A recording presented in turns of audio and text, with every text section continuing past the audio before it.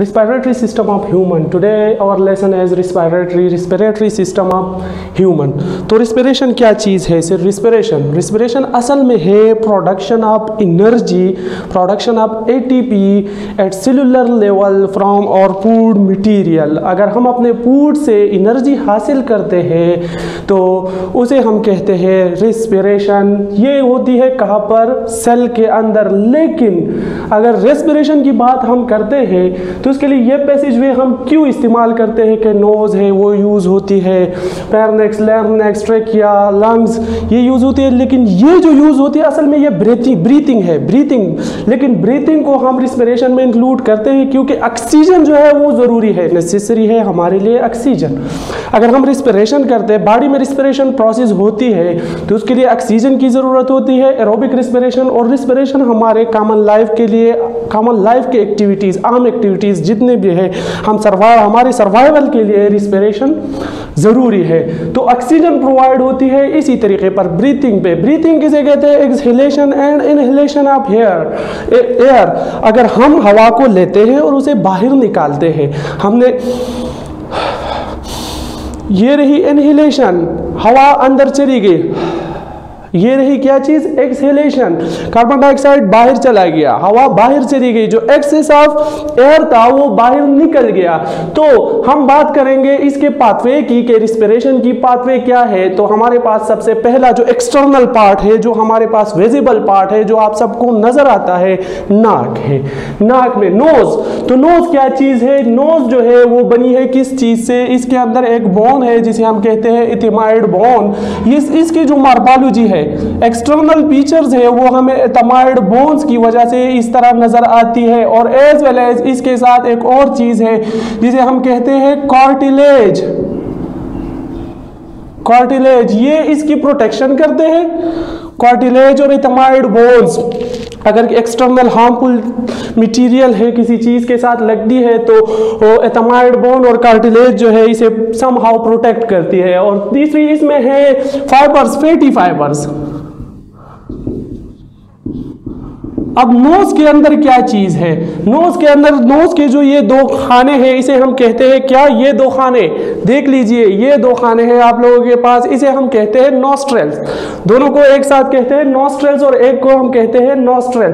तो नॉस्ट्रेल्स के अंदर क्या क्या चीजें मौजूद है? इसके अंदर है आपके पास mucus membrane. All the Wine pipe are all this pathway is lined by mucous membrane. ये pathway जो है इसके अंदर जो है एक मेम्ब्रेन मौजूद है जिसे हम कहते हैं म्यूकस मेम्ब्रेन.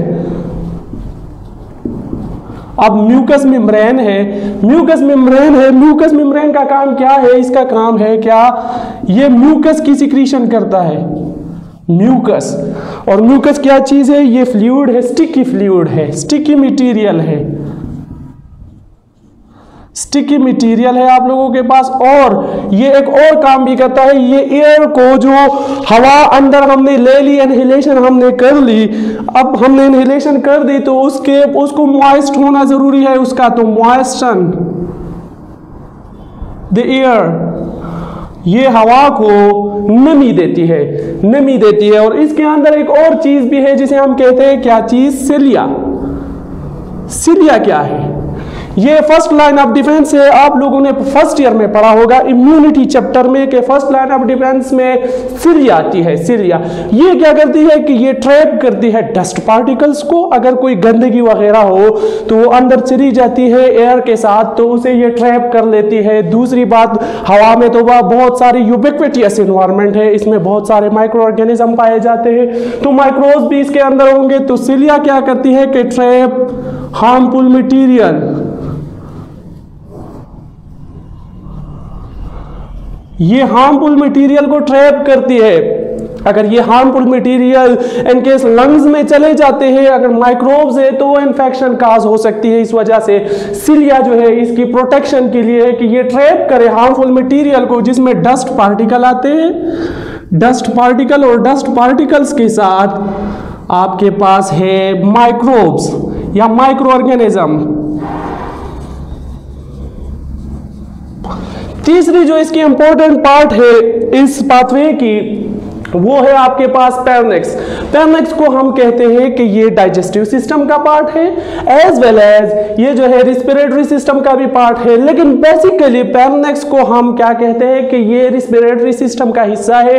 और जो आप लोगों के पास डाइजेस्टिव सिस्टम है, तो डाइजेस्टिव सिस्टम के लिए ये सेकेंडरी पार्ट है। याद रखिएगा, एमसीक्यूज में आ सकता है, ये मेन पार्ट नहीं है डाइजेस्टिव सिस्टम का, ये secondary part of digestive system, it is secondary part of, क्योंकि जो डाइजेस्टिव सिस्टम है, एलिमेंट्री कैनाल जिसे हम कहते हैं ना, एलिमेंट्री कैनाल स्टार्ट होता है कहां से आप लोगों के पास? ओसोफेगस से स्टार्ट होता है।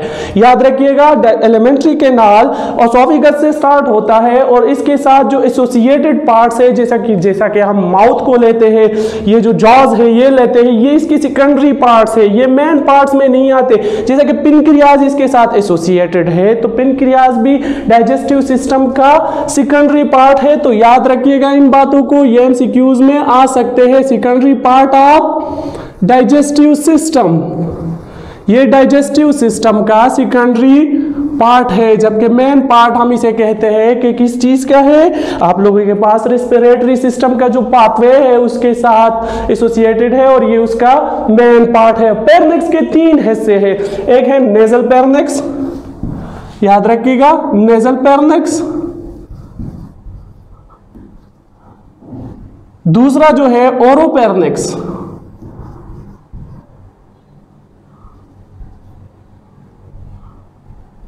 ओरोपेरनेक्स, और तीसरा जो है लेरोपेरनेक्स। अब ये जो पेरनेक्स है ये एंड होता है किस चीज पे? ये होता है एंड, ये एक पाथवे प्रोवाइड करता है फूड के लिए भी। फूड जब इसके अंदर जाता है तो इसे ओसोफेगस की तरफ धकेल लेता है। हम पढ़ेंगे इसमें, लारिंक्स में पढ़ेंगे कि एपिग्लॉटिस ओपन हो जाते हैं और एपिग्लॉटिस के थ्रू जो है ओसोफेगस में आप लोगों का जो फूड है वो चला जाता है। और दूसरा जो है आपके, और ये एंड होता है ये एयर को, दूसरा जो है एयर को ये एयर पैसेजवे की तरफ ले जाता है। तो उसके पेरनेक्स के बाद आप लोगों के पास आता है कौन सा पार्ट? लारिंक्स। लारिंक्स के डुअल फंक्शंस है, याद रखिएगा डुअल फंक्शन है। एमसीक्यूज में भी आ सकता है कि larynx is a dual function part भी हम कह सकते हैं। Larynx is a dual function part अब और वाइन पाइप सिस्टम अब और रिस्पिरेटरी सिस्टम। डुअल फंक्शन किस तरह करता है? एक तो ये पाथवे है, पाथवे प्रोवाइड करता है फॉर एयर। दूसरा इसे हम कह सकते हैं वोकल कार्ड इसमें मौजूद है, वोकल कार्ड, या हम इसे कह सकते हैं वॉइस बॉक्स, वॉइस बॉक्स है। तो लारिंक्स जो है साउंड जो प्रोड्यूस होती है, एपिग्लॉटिस जो है ये इसमें मसल्स मौजूद होते हैं, लॉन्गिट्यूडनल और सर्कुलर मसल्स मौजूद होते हैं। ये एपिग्लॉटिस जो है इसके अंदर स्मूथ मसल्स होते हैं, ये ओपन हो जाते हैं, फ्लैप अप मसल्स होते हैं इसके अंदर, flap up muscles.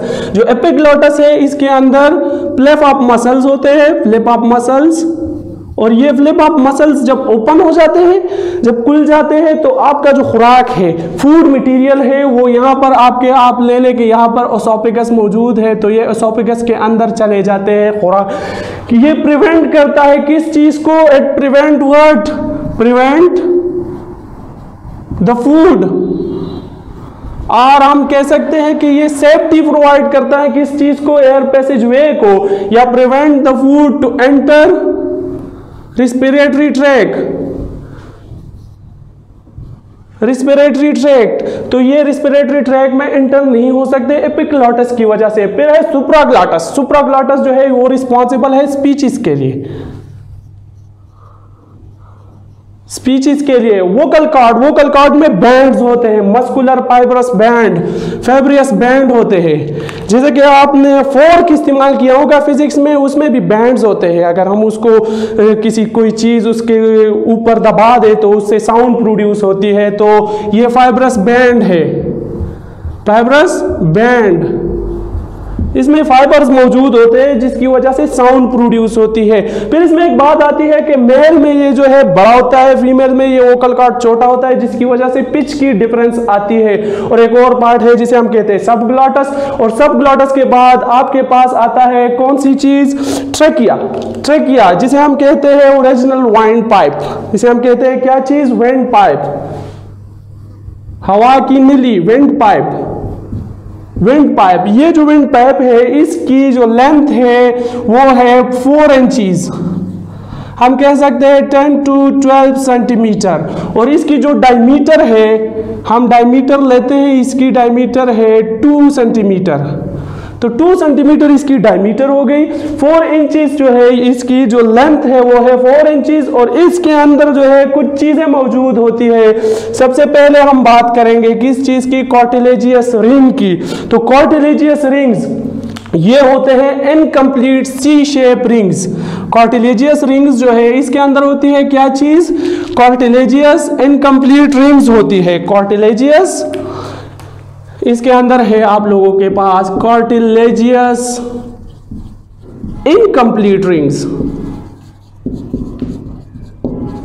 Incomplete rings मौजूद होते हैं। और दूसरा जो है सी शेप, हम इसे कहते हैं क्या, सी शेप। इनकम्प्लीट है तो इसलिए हम इसे सी शेप्स या हॉर्स शूज शेप। हॉर्स के शूज को किसी ने देखा होगा तो हॉर्स के शू बिल्कुल सी की तरह होते हैं, तो हम इसे कहते हैं सी शेप। और ये सी शेप क्यों है, ये सी शेप इसलिए है ताकि फूड, सबसे पहले number 1 point, food material enter ना हो जाए, उसे बाहर धकेल दे। टू रिमूव फूड मटेरियल, ये कोलैप्स हो जाता है, कोलैप्स झंझोल जाता है, इस तरह हो जाता है, इस तरह, तो उसकी वजह से फूड मटेरियल जो है वो बाहर निकल जाते हैं। Remove food material.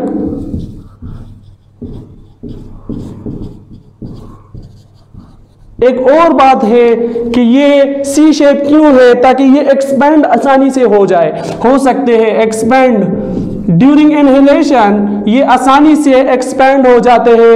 And during exhalation, number 3 point हम लिख सकते हैं, during exhalation it will collapse, ताकि हवा जो है वो आसानी से निकल सके, पार्शियल प्रेशर में हेल्प कर सके, इस पे फोर्स अप्लाई कर सके, ताकि जो हवा है जिसे हमने बाहर निकालना है, जिसे कार्बन डाइऑक्साइड को बाहर निकालना है, तो ये आसानी से उसे निकाल सके। दूसरी बात ये है कि इसके इर्द गिर्द जो है कैपिलरीज मौजूद है, जिस तरह नॉस्ट्रल्स में है जो वार्म करते हैं ब्लड को। यहाँ पर एक और बात नोट कर ले कि कैपिलरीज मौजूद होते हैं। कैपिलरीज, जो कैपिलरीज है वो वार्मर द एयर, इसमें जो ब्लड होता है, ब्लड से हीट रिलीज होती है और इस हीट की वजह से जो एयर है वो वार्मर हो जाता है। और यहाँ पर वाइंड पाइप में भी ये क्या कर लेता है, इसमें भी म्यूकस मेम्ब्रेन है, तो म्यूकस मेम्ब्रेन से म्यूकस सिक्रीट होगा आप लोगों के पास, क्या होगा, सिक्रीट म्यूकस।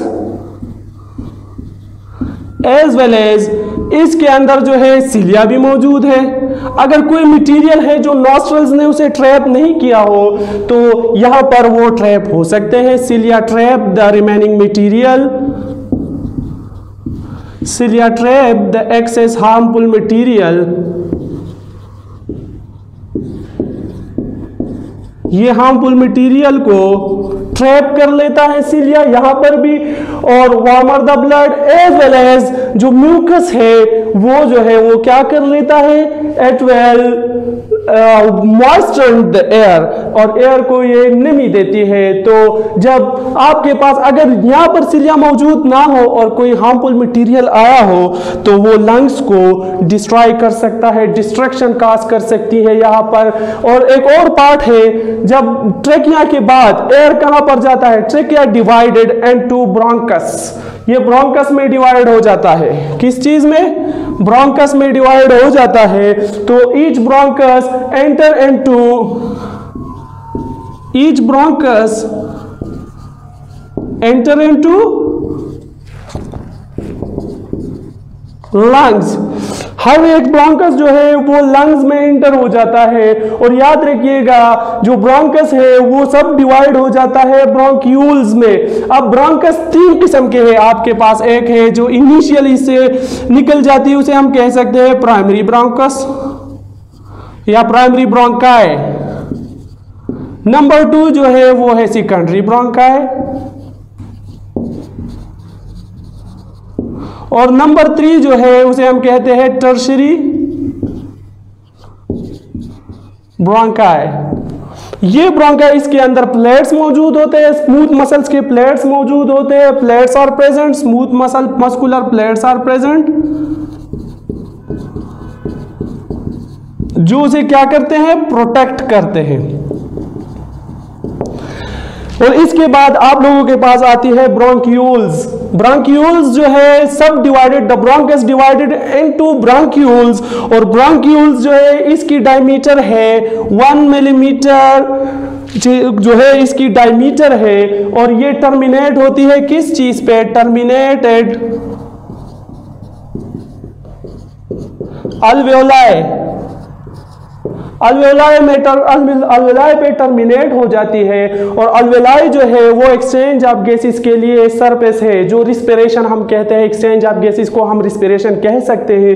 तो जो अल्वेओलाई है वो रिस्पिरेशन के लिए रिस्पॉन्सिबल है, और जो ब्रोंक्यूल्स है वाहिद एक पार्ट है पूरे आपके यहां तक जो हमने पढ़ा, वाहिद एक पार्ट है जिसमें कार्टिलेज मौजूद नहीं है, कार्टिलेजियस प्लेट मौजूद नहीं है। यहां पर जो हमने कहा मस्कुलर नहीं है, सॉरी ये है कार्टिलेजियस प्लेट,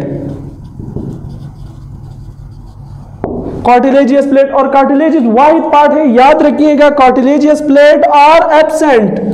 इसके अंदर जो है ब्रोंक्यूल्स के अंदर आपके पास कार्टिलेजियस प्लेट नहीं है, तो ये एक अच्छा एमसीक्यूज हो सकता है कि which part of the air passageway have no cartilage, bronchioles, bronchi, trachea and larynx. तो हम कह सकते हैं, सीधा आप लोग क्लिक कर सकते हैं कि वो क्या चीज है आप लोगों के पास जो कार्टिलेजियस प्लेट इसमें, वो है ब्रोंक्यूल्स। तो ब्रोंक्यूल्स में कार्टिलेजियस प्लेट्स मौजूद नहीं होते, और इसमें के अंदर होते हैं स्मूथ मसल्स, जिसकी वजह से ये थोड़े बहुत एक्सपेंड हो सकते हैं। स्मूथ मसल्स अपनी साइज को कम ज्यादा कर सकते हैं according to what, according to the flow of air के फ्लो के मुताबिक ये अपने साइज को इंक्रीज और डिक्रीज कर सकता है। और इसके बाद है जो लास्ट हम पढ़ेंगे एयर पैसेजवे में, वो है अल्वेलाई। लंग्स पे हम कल बात करेंगे क्योंकि लंग्स पे बातें बहुत ज्यादा है।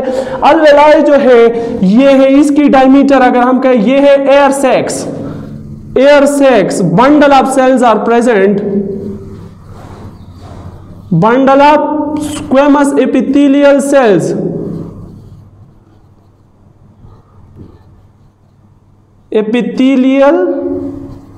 एपिथेलियल सेल्स, ये एपिथेलियल सेल्स है। स्क्वेमस एपिथेलियल हम इसे क्यों कहते हैं, क्योंकि स्क्वेमस एपिथेलियल ये जो है मेम्ब्रेन के साथ अटैच हो जाते हैं। जो सेल्स बिल्कुल ल्यूमन के साथ अटैच हो तो हम उसे कहते हैं स्क्वेमस एपिथेलियम। ये क्यों अटैच होते हैं, और इसकी डायमीटर जो है वो है 0.1 माइक्रोन मीटर।